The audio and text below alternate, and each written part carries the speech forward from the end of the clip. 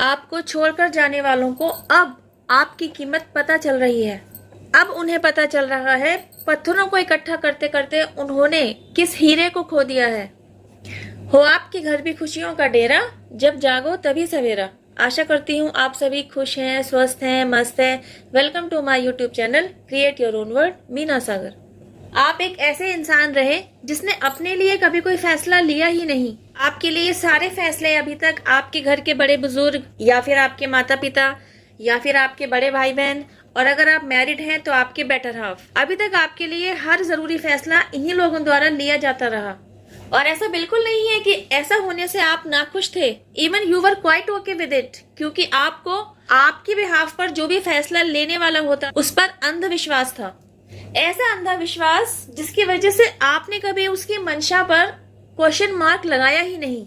Because you are a divine soul. आप इतने pure रहे तो आपको लगा कि आपसे जुड़ा हर एक शख्स आपके जैसा ही है, क्योंकि आपकी शख्सियत ऐसी रही जिसने कभी किसी का बुरा न चाहा न किया।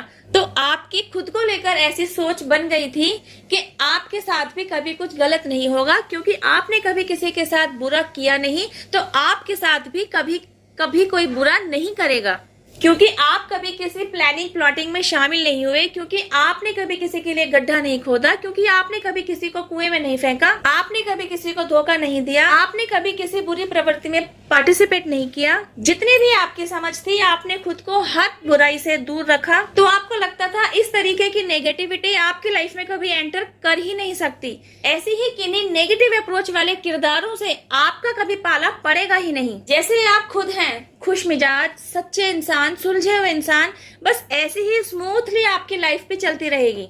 लेकिन जब आपकी सोच से उलट परिस्थितियां आपकी लाइफ में आई, तब जाकर आपको 440 वोल्ट का जोरदार झटका लगा। और वे विपरीत परिस्थितियां किसी टावर मूवमेंट से कम नहीं थी।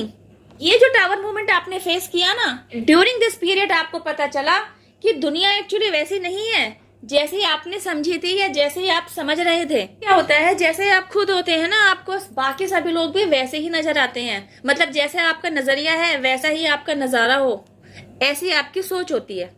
इस टावर मूवमेंट के जरिए आपको आपके सारे कांटेक्ट से अलग कर दिया गया, आपके सारे रिश्ते नातों से आपके बीच दूरी बना दी गई, और आप इस पर पूरी तरह टूट गए, बिखर गए। और आपने ईश्वर से सवाल किया कि आपके साथ ऐसा क्यों, आपने ऐसा क्या किया है कि आपको ऐसा दिन देखना पड़ा।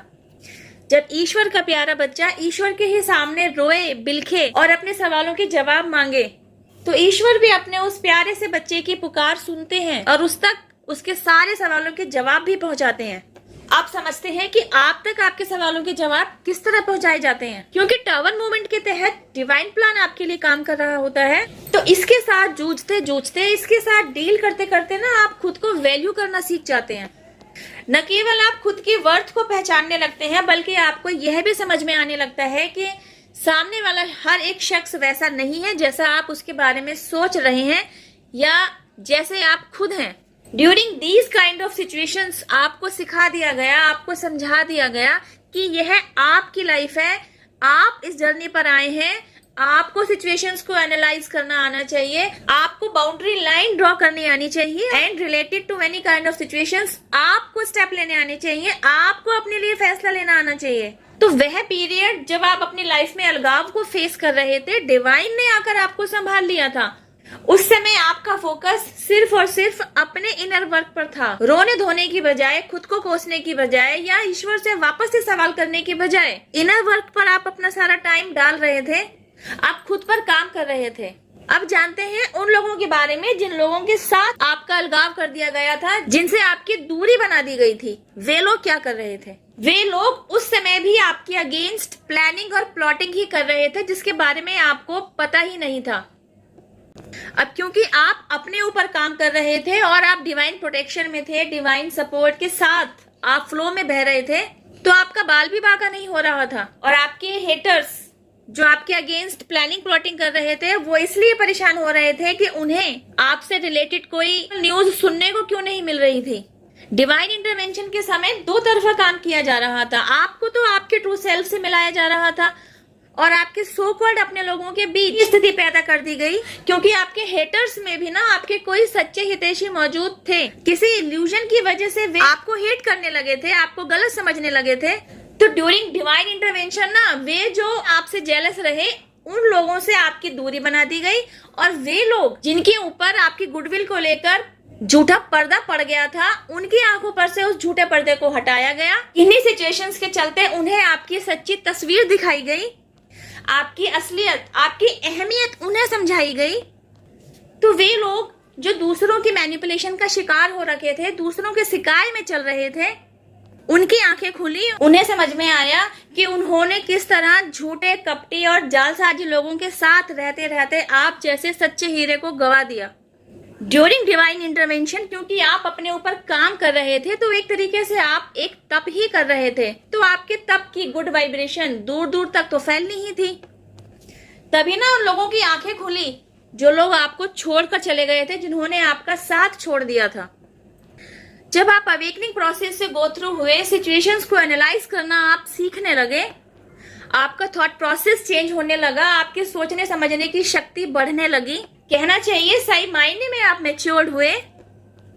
तब आपको भी समझ में आया कि आपसे जुड़े सभी लोग आपके अपने नहीं थे, क्योंकि अचानक से आपकी लाइफ में आए अलगाव से तो आप भी टूट गए थे, बिखर गए थे। लेकिन अवेकन होने के बाद आपने भी ईश्वर के न्याय का सम्मान किया, और वे लोग जिनका आपकी लाइफ से दूर चले जाना ही आपके लिए हितकर था, आपने भी उनको लेट गो कर दिया। गाइस, होता क्या है, अचानक से हमारी लाइफ में जो भी हड़कंप मचा देने वाली सिचुएशंस क्रिएट हो जाती है ना तो हम उन्हें सहजता से स्वीकार ही कर पा रहे होते हैं, और ना ही हम उनके पीछे की बिग पिक्चर समझ पा रहे होते हैं। तभी भावनाओं में बह रहे होते हैं और रो रहे होते हैं। लेकिन जब यूनिवर्स के साथ आपका बॉन्ड स्ट्रांग होता है और आपको समझ में आता है पूरा डिवाइन रियल्म आपकी प्रोटेक्शन के लिए, आपके सपोर्ट के लिए, आपके हेल्प के लिए आपके साथ आकर खड़ा है, तब आप भी अपने ऊपर पूरी ईमानदारी से काम करते हैं, अपने इनर वर्क में 100% देते हैं, और आप अपने आप को ब्लेस्ड फील करते हैं। ईश्वर का न्याय आपके फेवर में हुआ और ईश्वर द्वारा आपको आपकी वर्थ बतलाई गई। Thank you for watching my video.